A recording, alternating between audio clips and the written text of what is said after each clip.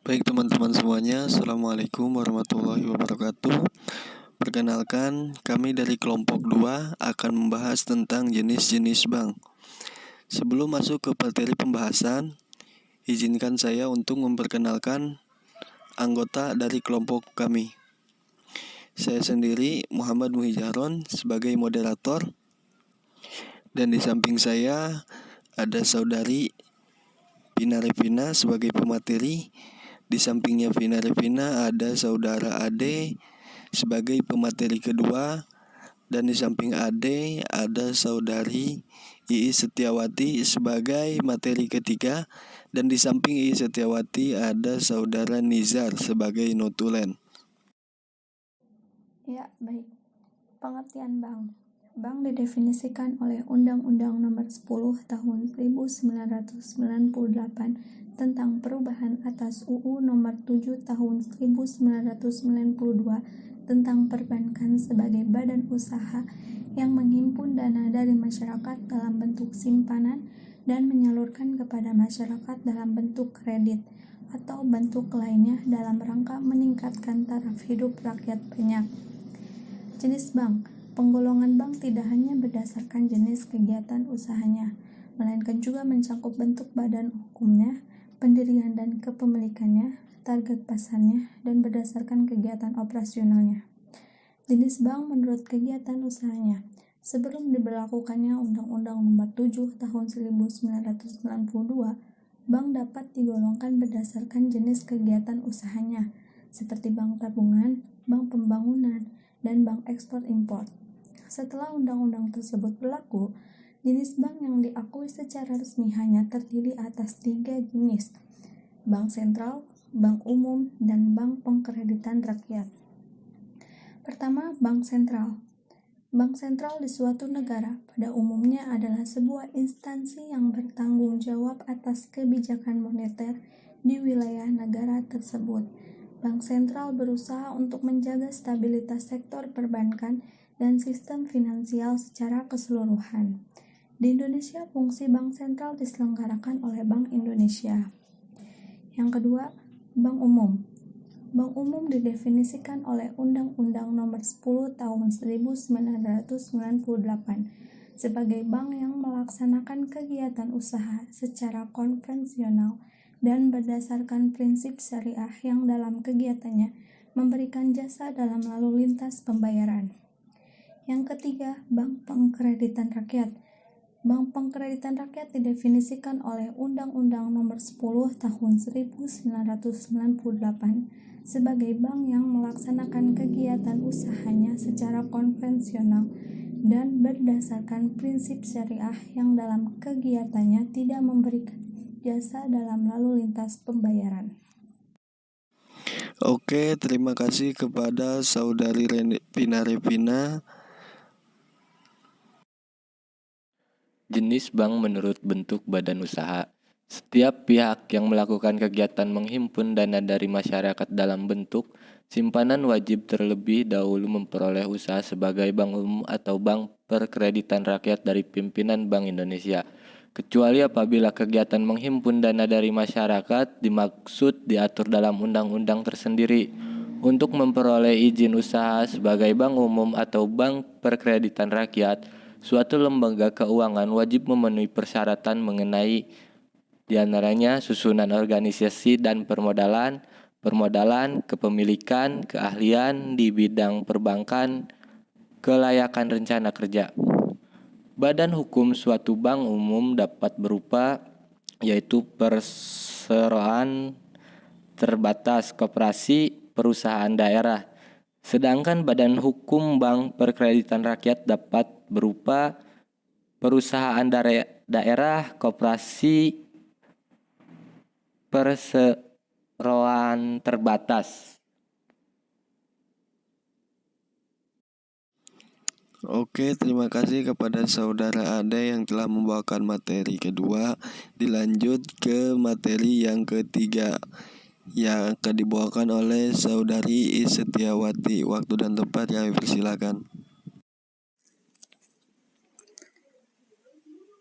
Baik, saya akan menjelaskan mengenai jenis bank menurut pendirian. Jenis bank menurut pendiriannya terbagi dua, yaitu bank umum dan bank perkreditan rakyat. Jenis bank menurut kepemilikan yaitu bank milik pemerintah, bank milik swasta nasional, bank milik asing, bank milik koperasi, dan bank milik campuran. Adapun bank milik pemerintah adalah bank di mana baik akta pendirian maupun modalnya dimiliki oleh pemerintah, sehingga seluruh keuntungan bank dimiliki oleh pemerintah pula. Contohnya Bank Rakyat Indonesia, Bank Mandiri. Selain itu ada juga bank milik pemerintah daerah yang terdapat di daerah tingkat 1 dan tingkat 2, masing-masing provinsi, contohnya Bank DKI, Bank Jawa Tengah, dan sebagainya. Bank milik swasta nasional adalah bank yang seluruh atau sebagian besar modalnya dimiliki oleh swasta nasional, serta akta pendiriannya pun didirikan oleh swasta. Begitu pula pembagian keuntungannya juga dipertunjukkan untuk swasta pula. Contohnya Bank Muamalat, Bank Danamon, Bank Sentra Asia, Bank Lipo, Bank Niaga, dan lain-lain. Bank milik asing, bank jenis ini merupakan cabang dari bank yang ada di luar negeri, baik milik swasta asing atau pemerintah asing. Kepemilikannya dimiliki oleh pihak luar negeri, contohnya ABN AMRO, Bank, Citibank, dan lain-lain.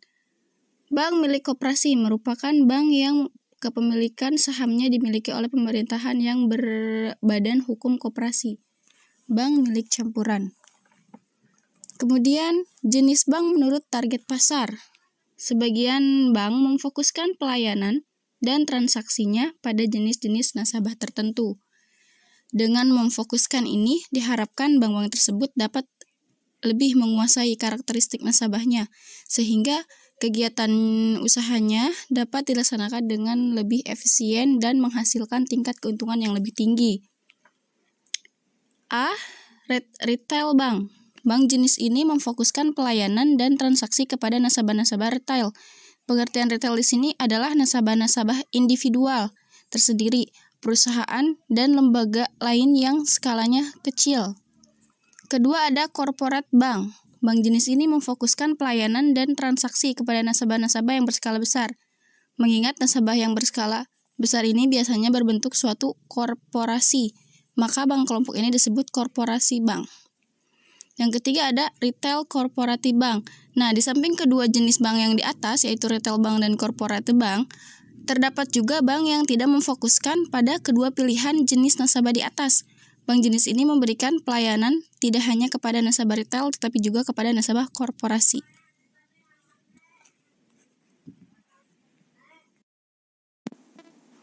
Oke, selanjutnya jenis bank berdasarkan kegiatan operasionalnya. Yang pertama ada bank konvensional. Pengertian kata konvensional menurut Kamus Umum Bahasa Indonesia adalah menurut apa yang sudah menjadi kebiasaan. Sementara itu menurut Kamus Besar Bahasa Indonesia atau KBBI adalah berdasarkan kesepakatan umum seperti adat, kebiasaan, dan kelaziman. Berdasarkan pengertian itu, bank konvensional adalah bank yang dalam operasionalnya menerapkan metode bunga, karena metode bunga sudah ada terlebih dahulu, menjadi kebiasaan dan telah dipakai secara meluas dibandingkan dengan metode bagi hasil. Dan selanjutnya yaitu bank syariah. Bank syariah adalah bank yang beroperasi sesuai dengan prinsip-prinsip syariah Islam. Maksudnya adalah bank yang dalam operasionalnya mengikuti ketentuan-ketentuan syariah Islam, khususnya yang menyangkut tata cara bermuamalah secara Islam. Falsafah dasar beroperasinya bank syariah yang menjiwai seluruh hubungan transaksinya adalah efisien, keadilan, dan kebersamaan.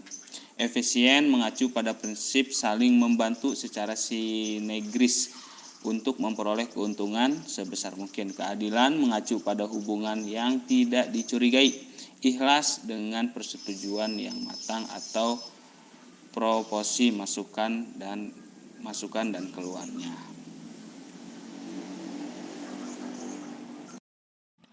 Oke, terima kasih kepada Saudari Setiawati yang telah membawakan materi K3. Baik, kepada teman-teman Mungkin cukup sekian materi yang bisa kami sampaikan. Kurang dan lebihnya kami mohon maaf. Apabila dari audiens ada yang bertanya, silahkan mengajukan pertanyaannya. Minimal dari kelompok 1. Oke, mungkin cukup sekian materi pembahasan kali ini. Kita akhiri pembahasan hari ini dengan mengucap lafaz hamdalah, alhamdulillahirabbil alamin. Wassalamualaikum warahmatullahi wabarakatuh.